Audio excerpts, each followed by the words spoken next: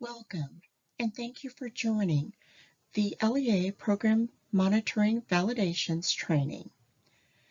Title for Part A, Subpart 1, is the Student Support and Academic Enrichment Grant. Consultation for the Title IV Part A program is the input of stakeholders, focus groups, advisory committees, and district improvement teams. This presentation is intended solely to provide general information and guidance to Texas ESCs, LEAs, and participating private schools, and reflects the Texas Education Agency's current understanding of statute and applicable federal guidance. The content of this presentation is subject to change as a result of further potential information and guidance provided by federal agencies with regulatory oversight of these programs. This presentation does not constitute legal advice, and entities are, therefore, advised to seek legal counsel regarding the information and guidance provided in this presentation before acting on such information and guidance. Documenting overall compliance for a program requirement may require several forms of documentation to be maintained locally and available upon request by TEA and/or an auditor. Also remember, to ensure overall compliance with program requirements, LEAs should refer to the program guide and/or other program-related resources that reference the multiple forms of documentation required to be maintained locally. The documentation requested for submission during the random validation process may not include all forms of documentation that are required to be maintained locally. I want to share a reminder regarding the Title IV Part A program's intent and purpose. First, this program is designed to provide all students with access to a well-rounded education. Second, to improve school conditions for a safe and healthy student learning environment. And third, improve technology for the enhancement of academic outcomes and digital literacy of all students. The random validation items are aligned with the Title IV Part A program intent and purpose. There is an alignment between the LEA program monitoring validation items and the ESA statute. As you can see on this slide, it starts with the ESA federal statute requirements and program-specific provisions and assurances, followed up by TEA randomly selecting LEAs to provide documentation for the program monitoring validation item. Also, the LEA must complete the ESA Consolidated Compliance Report and complete the Program Compliance Self-Check item. Please note that documentation for virtual meetings is an acceptable form of documentation. Participant rosters that include the meeting title, meeting date, and names and roles will be acceptable substitutes for the more traditional sign-in sheets. This eliminates the need of a participant's written signature.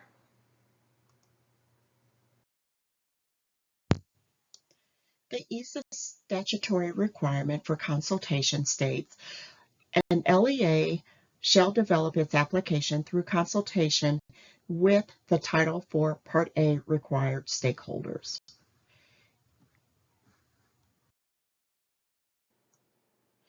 Throughout the year, the district must continue in consultation with required stakeholders and ensure that their focus is on improving local activities, meeting the intent and purposes of the Title IV Part A program, and coordinating and collaborating program implementation with other community strategies, programs, and activities. community-based organizations, local government representatives, Indian tribes or tribal organizations, when applicable, charter school leaders if the agency or consortium supports charter schools, and others with relevant and demonstrated expertise in programs and activities designed to meet the purpose of this program. If applicable, include documentation stating that any Title IV Part A required stakeholder roles that are not located within district boundaries for participation. Otherwise, the district should submit documentation to include all of the required stakeholders, A through K, on the slides. Assurances related to Title IV Part A. The LEA will engage in meaningful and continued consultation with the broad range of stakeholders, including but not limited to parents, teachers, principals, school leaders, specialized instructional support personnel, students. To ensure overall compliance with program requirements, LEA should refer to the program guide and/or other program-related resources that reference the multiple forms of documentation required to be maintained locally. The documentation requested for submission during the program monitoring validation process may not include all forms of documentation that are required to be maintained locally. On the compliance report, one of the LEA program compliance self-check items state, the LEA engaged in a timely and meaningful consultation with a broad range of stakeholders as part of the process in determining the targeted areas of improvement related to students' access to effective program requirements. Title IV Part A documentation required for the consultation program monitoring validation item has 3 different pieces of documentation that must be submitted. 1.1 are dated agendas of ongoing stakeholder consultation meetings for the past school year. 1.2 are the corresponding meeting notes of ongoing consultation meetings that are referenced in 1.1. 1.3 are the corresponding participant rosters and sign-in sheets of stakeholder consultation meetings, including all stakeholders, and this should align to the documentation that is submitted for 1.1. Acceptable documentation for 1.1 would include the data agendas from 2 of the past year stakeholder sessions, focus groups, advisory committees, and/or district improvement teams, and 1.2 dated meeting notes from the consultation meetings referenced in the program monitoring validation item 1.1 above, documenting the ongoing consultation with stakeholders for the past school year, and 1.3, which includes the participant roster sign-in sheets from the consultation meetings referenced in Program Monitoring Validation Item 1.1, documenting that all required Title IV Part A stakeholders were included in the previous year. I'd like to share some of the issues that may result in an improvement needed status for an LEA submitting documentation. Auditable documentation requested was not submitted. The documentation submitted did not reference all stakeholders and identified roles located within the districts for the prior year. Documentation submitted did not list stakeholders that are not located within district boundaries for participation and therefore not required.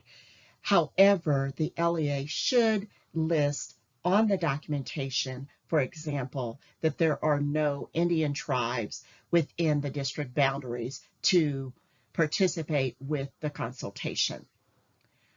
Documentation submitted did not align to the requested previous year's consultation requirements, and the documentation submitted was from a different school year other than that which was requested. Now I will share a few of the program monitoring validations process resources that are available through TEA.